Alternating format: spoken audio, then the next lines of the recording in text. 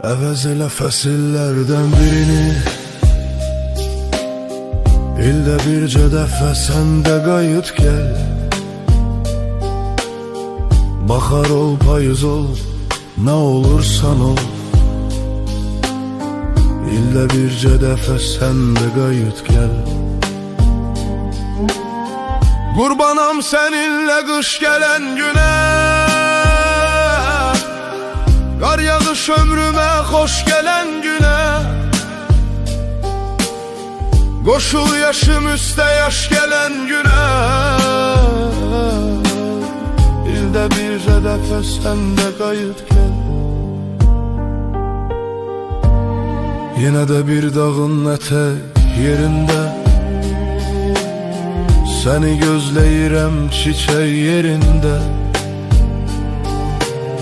Gizlən bir çiçeğin ləçək yerində.